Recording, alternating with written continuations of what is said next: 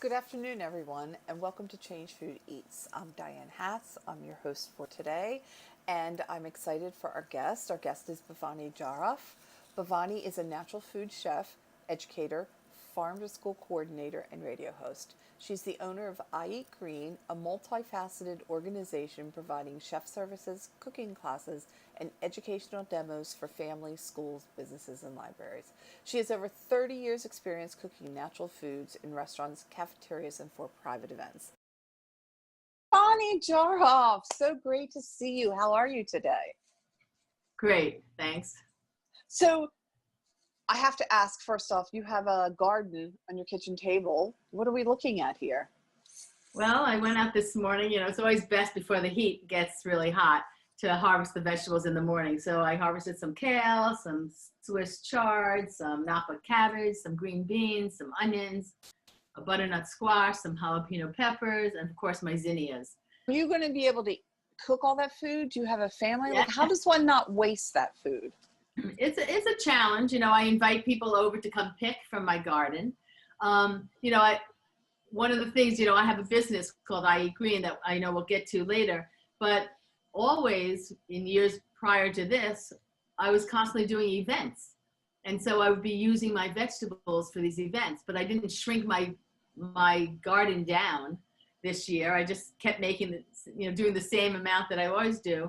And so I have had a lot. Just for people, anyone who might have a garden, because right now it's like gardens are at the most productive Right. in the Northeast. So for anybody who has extra vegetables, don't let it go to waste. Go to ampleharvest.org and you can find a food pantry.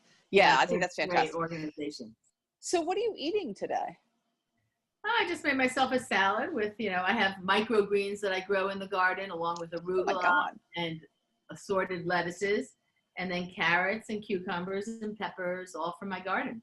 And then I also have a beet green pate, but I actually use beet greens and radish greens for this. And, we all talk about food waste. And one of the things that we used to always waste were the tops of the radishes and the beets, the things we didn't know what to do with, even carrot tops. So what do you do with carrot tops?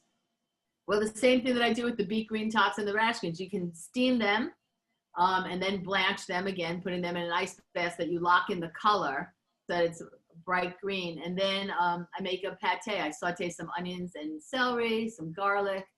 I put it all into the Cuisinart with the beet greens that you really squeeze the water out, and then walnuts, and then a bunch of different spices, a lot of garlic. And you come out with this pate that is just so great. So am I asking too much to ask you to share that recipe for the pate? They're all on my website. If you go to ieatgreen.com and then you click on recipes, I have all my recipes, and every week on my radio show, I share a weekly recipe. I'm asking everyone this question that I'm interviewing. How can we create a food system where everyone can eat healthy food? We have to get rid of industrial agriculture. We have to stop subsidizing the industrial agriculture, meaning the commodity crops, the soybeans, the corn. Stop subsidizing those and start subsidizing farmers that are transitioning to organic, so that we can support farmers that are supporting the soil, because everything about organic really happens in the soil. And you need to build the soil up with nutrients to make it viable to grow our vegetables. Right now, we're losing so much topsoil that there's not enough topsoil left to keep farming the way that we do, even the organic farmers. So we need to really pay more attention to the soil. We have to stop putting in the industrial inputs, the pesticides, the herbicides, the fertilizers that are all oil synthetic based, and start using, compost and manure from animals, and really just change everything up. We need to stop having these mega monocrop farms and start having more permaculture and regenerative agriculture and full cycle farms. Organic food is more expensive than commercial food, and it really shouldn't be that way. One of the reasons it is that way is because the people growing the growing industrial food system, they're not responsible for the cleaning up of their mess or for the healthcare outcomes that people have to take on. And so as a taxpayer, we pay to clean up the messes that they make, the pollution in the rivers, the the climate change that is coming upon us so quickly. Industrial agriculture really adds to that tremendously. And so we really need to just change it all from the bottom up. People think of organic as a marketing ploy and as, and that's a spin that the industrial food system has put on it to make people think that organic is really just, for the elite and more expensive, and it's, not good, not something to support, but it's really so important. The new study that shows that if you eat organic, you can get rid of 70% of the pesticides in your body. I mean, people have so many pesticides and herbicides in our body. All these things, I mean, it's very hard to pinpoint, and no one has the money to do all the testing that needs to happen, but it's very hard to pinpoint what exactly is causing all the autoimmune diseases, all the spikes in cancer, all the allergies that people have, the asthma, the obesity, diabetes, all these things that, and young women not being able to get pregnant. There's so many different things that are caused by the foods we eat, and people don't give it that enough credit. So what do you think about, you mentioned organic, what do you think about organic versus regenerative? Like, how do you define either, or do you see them as the same? So what's your take on regenerative and where we're going with it? Interesting you just asked, because actually just 2 days ago I sat in on a webinar for vegans and vegetarians about regenerative agriculture, because how do they support that? Because regenerative agriculture, needs animals to graze on the land, to fertilize the land with their manure, and they're an integral part of the farm lifespan. And so I am supportive of that. However, I also am supportive of people really reducing the amount of meat they eat. And meat that is grass-fed, takes a lot more money to produce, because the animal's living longer. You're not giving them junk food. You're not giving them GMO grain. They're out there, so they're just around for a longer time, and yet they are participating in the cycle of feeding the soil.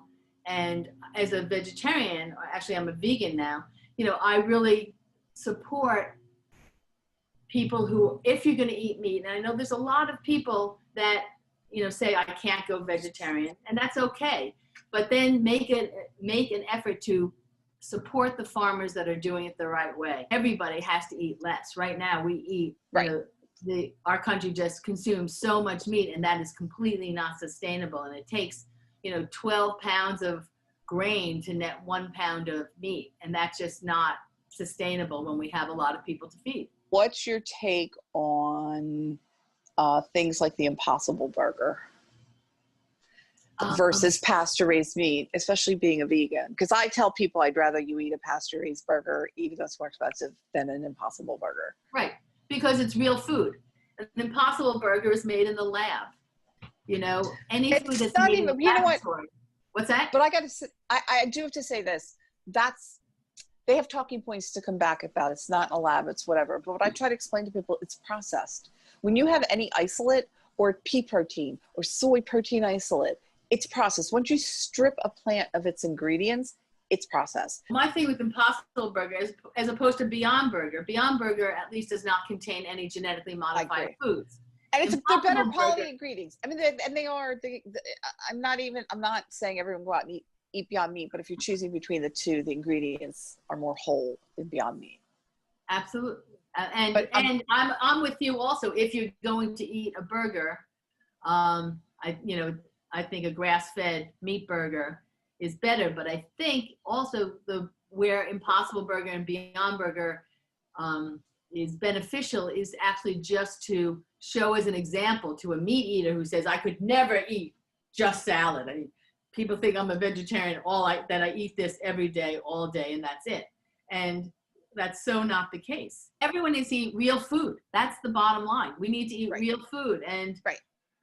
you know, that's not what people are eating these days. Everyone's eating so much processed food. And so real food is what it's about. And Let's talk about iEat Green. Tell me about your company, what it is that you do, and all that kind of good stuff. well, iEat Green has transitioned over the years. I've had it for, you know, a number of years now. I am a community organizer. I create events for my local community, farm to table events, tours, and I'll use my vegetables to cook. And a lot of times I'll cook. I do a film feast every year at a local independent cinema where I show lots of short films and I pair it with the food that is highlighted in the film. When I first started, I was doing a lot of private chefing, going into people's homes, cooking for their families. Also organize a lot of, in my community events, feeding the homeless. I would partner with a food pantry called the River Fund, New York. They're actually the largest food pantry in the city now. Wow. They feed so many people. And so every Thanksgiving and Christmas, I have over 100 people that sign up for shifts, 16 people at a time come into my home, families with kids, whatever, and we scrub potatoes and we cook turkeys. You know, I'm a vegetarian, but I know that this is what the people that are hungry out on the street want. They want their turkey, but I also will do tofu cutlets with mushroom gravy because there's a lot of Hindus that are on that line that are vegetarians, and also half of us that are volunteering are vegetarians, and we like to eat the food too. So other than the turkey, it's all vegetarian. We do stuffing, we do mashed potatoes, sweet potatoes, green beans, lots of green beans. And so I do a traditional Thanksgiving. We feed over 1,000 people. We've been doing that for 25 years now. With COVID, you put on events, you're talking about all these events. What do you think is going to happen now? Like, where do things stand? I don't know. I don't even know how the schools are going back. Well, you know, we haven't talked about the school yet, but, you know, I don't know when these events will return, you know, and if they will, you know, I really don't know. So I'd say, you know, iEat Green at this point, mostly what I'm doing is my weekly radio show where I interview people, and I send out a weekly newsletter that has a section that's in the news where I'll highlight, you know, whatever's new in the food realm or environmental realm. I'm also an environmentalist. And then I'll share in the newsletter whom I'm interviewing. And then there's a take action part where I ask people to sign petitions for, you know, the National School Lunch Program or anti-fracking or, you know, getting pesticides out of our food or GMOs, or whatever is needing support that week. I'll have a take action part. You know, it's a new normal and no one really knows how it's going to be. I don't even know if my school district is going back, you know, is going to be serving lunch. I mean, I'm still waiting. You still don't know? No. Well, they say school's going to start September 14th, but they haven't said, you know, as of now, they're still not going to open the cafeteria. They're going to do bag lunches. Oh. Yeah, people are going to eat in their classroom. Kids aren't going to come in all at once. You know, there's going to be different shifts. But I don't know yet. You just mentioned schools. So you are a farm to school coordinator. What exactly is that? What do you do? Okay, well, the school district that I work in, which is the city of Glen Cove, they have 3,200. Sorry, that's Long Island? That's on Long Island, but it's its own city. They have 3,200 kids in the public school, and they are over 60% qualified for free and reduced. Because of that, they were able to apply and they were awarded a grant from New York State Department of Ag and Markets as a farm to school grant. And what that does, it has an allotment for a farm to school coordinator. And my job is to make contacts and build relationships with local farmers where we can purchase local, fresh, seasonal vegetables and bring it into the cafeteria and introduce it to the kids. This is not what they're eating for their meal. I'm giving them a taste. So I will buy, you know, hundreds of pounds of whatever it is. I think I bought 600 pounds of butternut squash last fall. And, you know, and I made a butternut squash appetizer, one that I make that's just delicious. And then I went to all 6 different schools And I set up a nice, beautiful display, kind of like this, where, you know, it really looks appealing. And I would go around with a tray, and I put it on a silver tray with doilies, because I used to do catering. So, you know, I'm really into presentation, how it looks. Kids, you know, and so these kids who are not used to it would have me come around with my apron, serving them on a silver tray with a doily, a little dish of this butternut squash appetizer. Or the month that we closed in March, I was doing a kale and napa cabbage salad with an Asian ginger dressing that was just delicious. And we were closed down, so I had so much of this kale and napa cabbage salad left that we put it into the little plastic 4-ounce cups with a lid, and everybody got it in their bag lunch. So that's what I'm thinking we're probably going to move towards this fall, that maybe I'll just be making different salad things that can, or, you know, things that can go into the bag lunch. So you're the farm to school coordinator for a school. You bring in this farm fresh food, but you're just giving taste tests. It's not in the cafeteria food. Why not? That is so, it's infuriating, actually. Yeah. Like, I thought you were taking food and adding it as an ingredient to their lunches. That's the hope. This is supposed to inspire that. But to really get to that, there, you know, just like with our food system, why can't everyone eat organic? It's so, they've been doing it wrong for so long that there's so many things that have to be undone to make it right. The National School Lunch Program was, you know, set up, I mean, people think right after, you know, World War II, but it really even started earlier than that. But the lunch program is subsidized by the government, meaning that the cheap food or the commodity food that they raise, where there's a surplus, they give it to the schools, some free and some really cheap, and mostly it's meat and dairy stuff that they give. They don't give, you know, they will give some frozen vegetables or canned vegetables. That can be a commodity food too, but it's all not the food that any of us are buying in our homes. I mean, even the, you know, the chicken, I'm sure the chicken that they're getting, you know, the chicken that they're getting is not hormone-free, antibiotic-free. I mean, it's regular chicken nugget, crap chicken. Right now, because of school, the money that schools have for their lunch program, they don't invest in their workers. You know, most of the lunch ladies, and even if the school doesn't have the lunch ladies and actually goes to a food service company like an Aramark or Sedeco, they, you know, it's all about they want to make money. And so they make sure that they keep all their employees on a part-time basis. You know, women have 3-hour shifts, 4-hour shifts. No one's full-time. They don't have to pay benefits.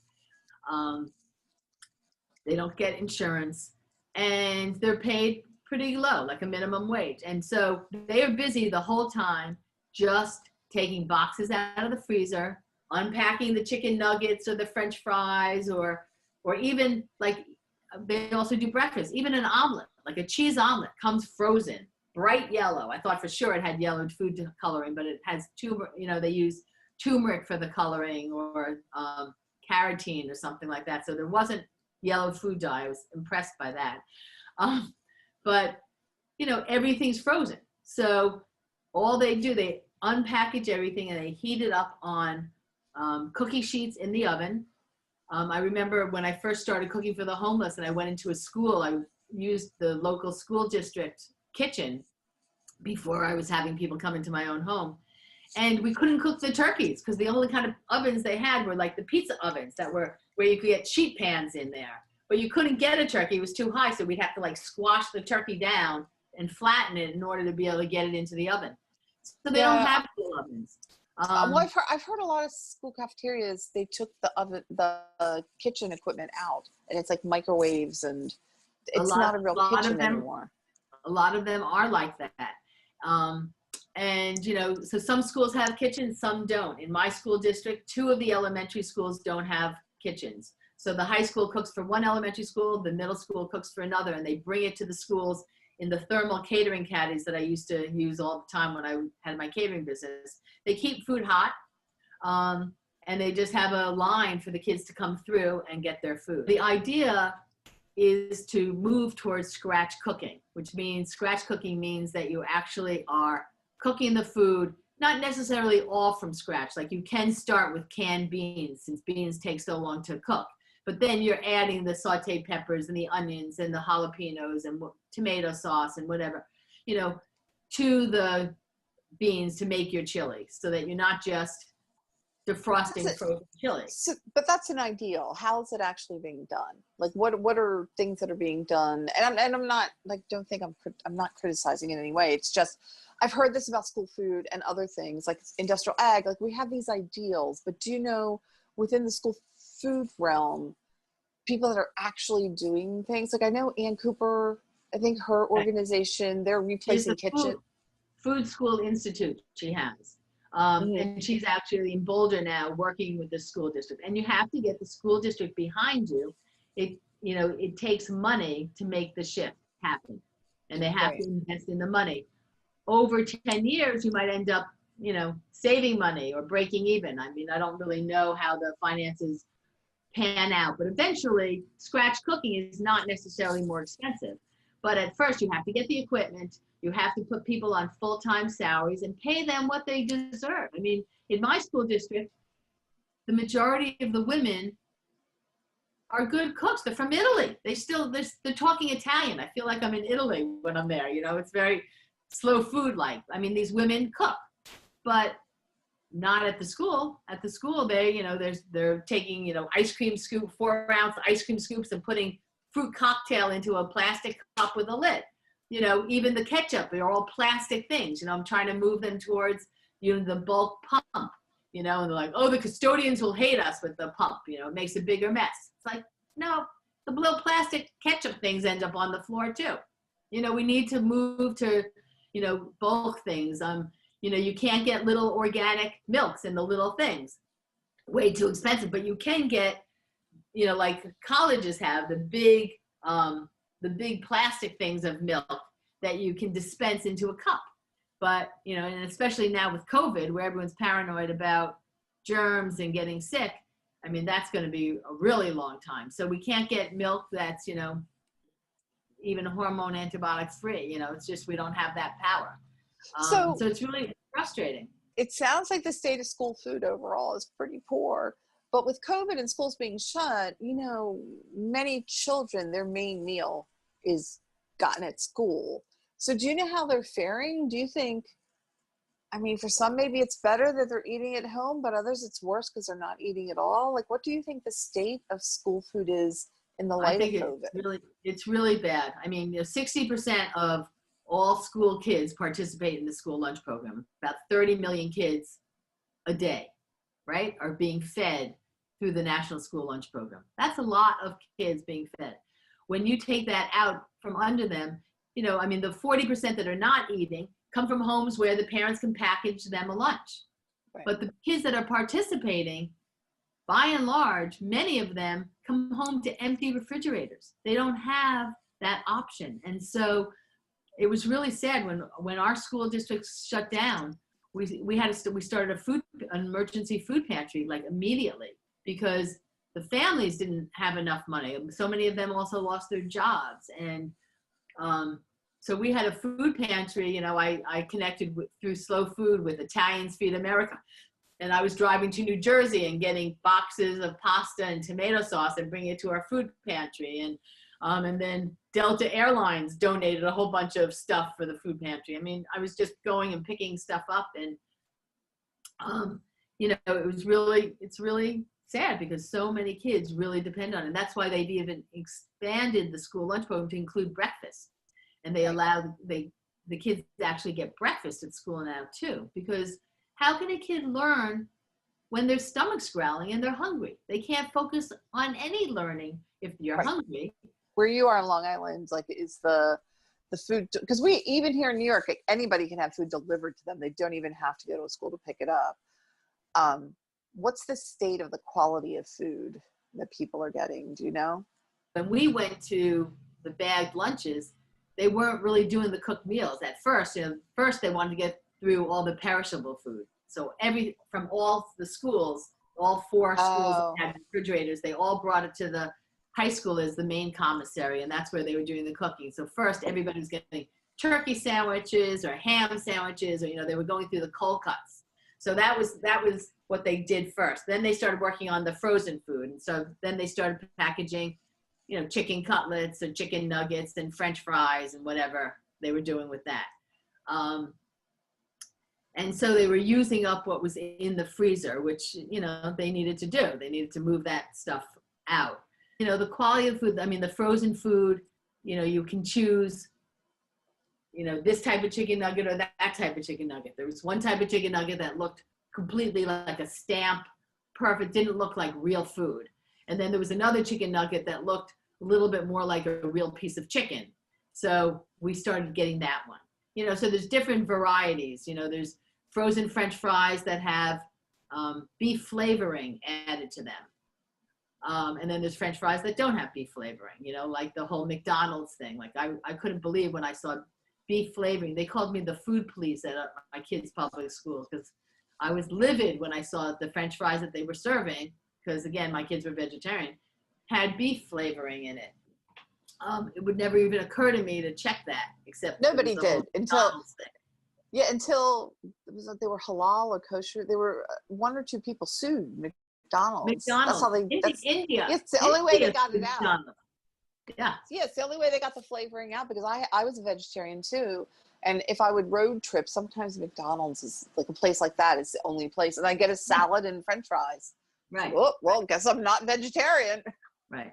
Exactly. So the hidden food, the things that are inside the things are really gross. Do you know what we have to do, like actual steps that need to be taken to get local fresh food into schools?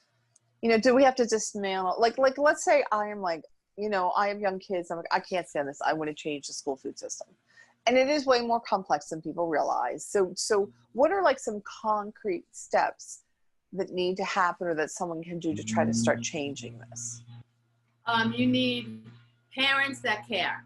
That's the first step. I think you need to mobilize parents. It can't just be one or two. You really need to mobilize parents to go to the school board or to join. Every school has to have a wellness policy now. And so in order to have a wellness policy, they usually have a nutrition and wellness committee. Join the committee. Having parents on board, and the teachers were my biggest advocate in the school lunch program, because they were so happy when they'd see me there it was once a month, but they'd come back for many tastes of the samples because it was the best food in the school. And, so the kids that did try it really loved it, but. So what do you think about school gardens? Do you think they're having any type of impact on school food? Is that a total separate thing? It's not a total separate thing. If you can have a school garden, it's great. The problem is the school gardens are never going to be big enough to grow the food for the cafeteria. It would be great if they did, but that would be you need a full-time staff person to be running the garden in order to do that. And also, here in New York, we don't have, 12 months of growing possibility. Right. But it is a great, great hands-on learning opportunity. And when, there's this saying, if they grow it, they'll eat it. And it's so true. A kid who gets to pick this green bean off of the plant themselves is much more likely to try it. And it's great raw too. It doesn't have to be cooked. And then you can do special projects with the food that you're bringing out. One class can cook it up and make a dish. And it's, and all kids don't learn the same. So having opportunities for hands-on learning is so important. And you can do the whole STEM curriculum, the science, the math, English. You can do art, all of it through a garden. There's curriculums that are designed that are out there. You don't even have to reinvent the wheel. There's curriculums some are free, some you have to purchase, but there's curriculums revolving around the garden. And so I think a garden has a huge impact, and especially if you can start them in elementary school so that the kids are growing up with it. So what are you most hopeful about when it comes to school food? Most hopeful that more and more schools take that leap. making relationships with local farmers. And I mean, when you buy local fresh vegetables, you're also helping the local economy. You know, you're making relationships with local farmers, you're supporting the farmers, you're supporting the workers that work at the farm. I mean, it's, you know, there's statistics that how, you know, buying locally, how that helps the local economy. So I'm most helpful that we really start going back to scratch cooking, that we start purchasing meat that's raised more humanely. I'd love to get rid of, you know, all this frozen food and have real cooking happen. You know, also when I ran the cafeteria at the Waldorf School in Garden City. At the Waldorf School, it wasn't all organic, but it was, you know, any meat was hormone-free, antibiotic-free. You know, all the dairy was organic that I was serving. And I presented it beautifully, and, you know, all the a la carte. I was doing nori rolls and sushi and, you know, all this specialty stuff. It was really a wonderful opportunity, but it was amazing because we did have a salad bar. I think a salad bar should be in every school. But when you have a good lunch program, the participation really goes up. Kids are feeling better. But what I was going to say is I felt like it was so important when you walk into the building that you smell deliciousness. You know, you don't want to walk into a cafeteria and smell ammonia or bleach, which is so often. I mean, they're, you know, cleaning it and they want you to know that it's clean. But that's not what you want to smell. I mean, the cafeteria should be the same way the kitchen is the heart of the family home. It should be the heart of the school. The cafeteria can become a community center. You know, that's what my passion with food is. It brings people together. You walk into a school and you smell something delicious. It's great. Anything else you'd like to share with us? Check out my website at iEat.com. My recipes are great. I love feedback. Also, I do have a Facebook at iEat_green. It's a lowercase I, capital E, like iPhone, iEat. That was my thinking there. And I share a weekly recipe. And so that's really great. My radio show is every Thursday morning at 10 a.m. on the Progressive Radio Network, which is a website radio station. You can find it prn.fm. Just put that into your cursor and you get it. And so it's live, but it's also recorded, so you can listen at any time. Thank you so much, Bhavani, and thank you everyone for joining us today. We will be back next week at 12:30 with more. Please stay tuned, follow, like, subscribe, whatever one does, or whatever platform you're watching on. Please join us.